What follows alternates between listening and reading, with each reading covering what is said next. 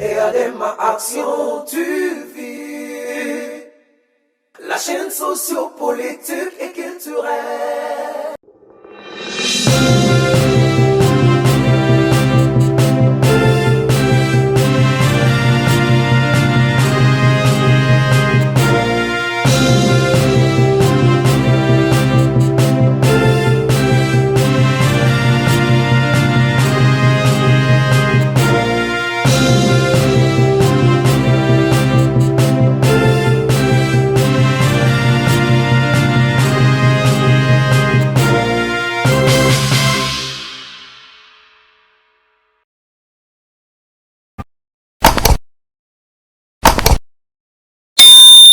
L'incursion de miliciens Mobondo à Kwango, plus précisément à Kwamout, en République démocratique du Congo, constitue un événement tragique dans une région déjà marquée par des tensions sécuritaires prolongées.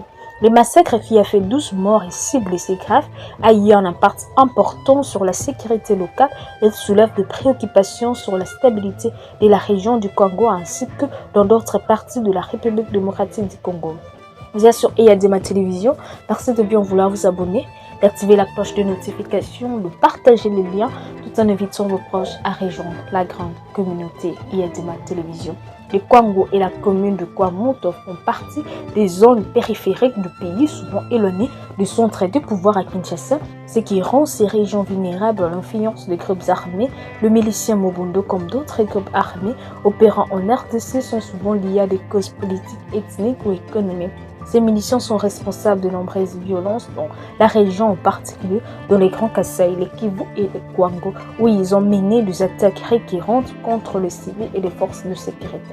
Les groupes armés tels que le milicien Mobondo ont émergé comme une réponse à l'instabilité politique et à la faiblesse des autorités centrales. La RDC a une longue histoire de conflits armés depuis la période de l'indépendance, avec des périodes d'intensité maximale pendant le guerre du Congo 1996-1997, la deuxième guerre du Congo 1998-2003. Ces conflits ont laissé des cicatrices profondes avec des milliers de groupes armés qui continuent de se battre pour le contrôle des ressources naturelles ou pour des motifs ethniques. La RDC est également confrontée à un problème majeur de gouvernance et d'administration de l'autorité de l'État sur son territoire. De nombreuses régions sont sous les contrôles des groupes rebelles ou de milices locales incapables de maintenir la sécurité. Le manque de présence de l'État dans certaines zones rurales comme le Kwango accentue ce vide de pouvoir et permet à des groupes comme le Mobondo de mener des attaques en toute impunité. Les récents massacres à Kwamout est symptomatique d'une escalade de violence dans cette région. Les miliciens Mobondo, après avoir attaqué la localité, ont fait 12 victimes par calcination, dont 4 enfants, 4 femmes et 4 hommes. Cette méthode de torture particulièrement cruelle, consistant à brûler les victimes vives, est fréquemment utilisée par les miliciens pour instaurer un climat de terreur et affirmer leur pouvoir. Le capitaine Atone Moal Chayi, porte-parole de la 11e région militaire, a confirmé que 6 autres civils avaient été sauvés de l'attaque mais souffraient de brûlures graves. L'attaque a non seulement choqué les habitants de la région, mais également attiré l'attention des autorités nationales et internationales sur la situation sécuritaire de cette zone. La situation sécuritaire en République démocratique du Congo demeure très complexe, avec plusieurs zones du pays étant régulièrement confrontées à des attaques de groupes armés. Ces groupes comprennent des milices ethniques, des insurgés ainsi que le groupe rebelle qui cherche à exploiter les ressources naturelles de la République démocratique du Congo. La RDC est classée parmi les pays le plus vulnérables à l'insécurité, notamment en raison de son passé de conflit, de la faiblesse de ses institutions étatiques et de la présence continue de milices armées dans plusieurs provinces telles que l'Ituri, le Nord Kivu, le Sud Kivu, le Tanganyika et le Kwango. Le milicien Mobondo semble se nourrir de cette instabilité pour mener des attaques régulières contre les civils et les forces de sécurité. Ces groupes armés sont souvent difficiles à neutraliser en raison de leur capacité à s'effondrer dans la population et à utiliser les forêts et d'autres moyens difficiles comme base d'opération. En outre, la faiblesse de l'appareil sécuritaire de l'État congolais, y compris l'armée et la police, complique encore la situation.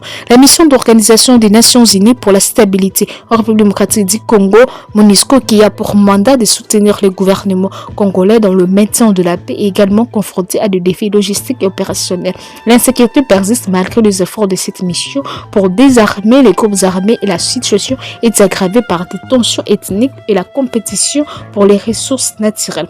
Cette attaque à Kwamout a plusieurs implications à la fois pour la sécurité régionale et pour la perception de l'état des droits en RDC. Premièrement, elle montre l'ampleur de l'insécurité dans des régions éloignées de la capitale où les autorités sont peu présentes. Les milices Mobondo utilisent ces zones pour mener des incursions violentes, sachant que les capacités de réaction de l'armée sont limitées. Deuxièmement, cet incident met en lumière le défi constant pour les autorités congolaises à restaurer la paix et à protéger les populations civile contre le groupe armé.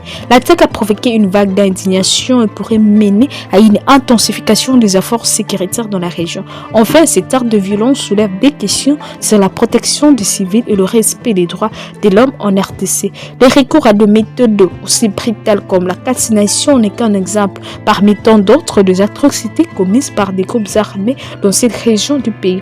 Il est essentiel que la communauté internationale continue à soutenir les efforts de la République démocratique du Congo pour améliorer la situation sécuritaire, mais aussi pour promouvoir une gouvernance qui soit capable d'assumer la sécurité et la protection de ses citoyens. L'attaque des miliciens Mobondo à Kwamout est un triste rappel de la persistance des conflits en République démocratique du Congo où des groupes armés continuent de s'aimer la terreur dans ces régions éloignées.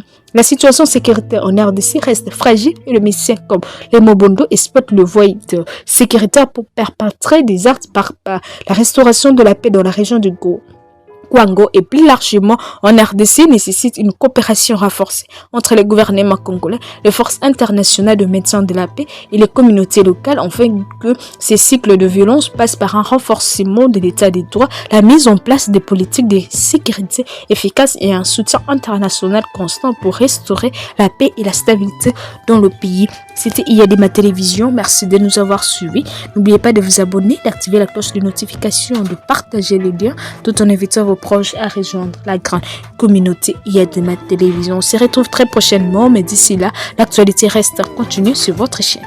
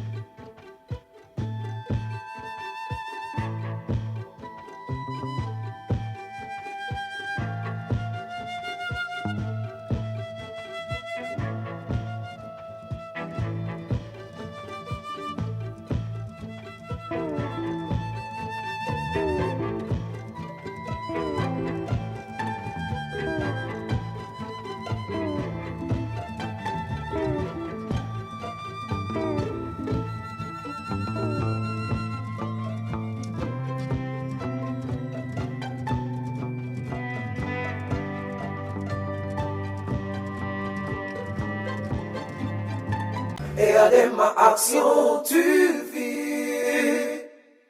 La chaîne sociopolitique et culturelle.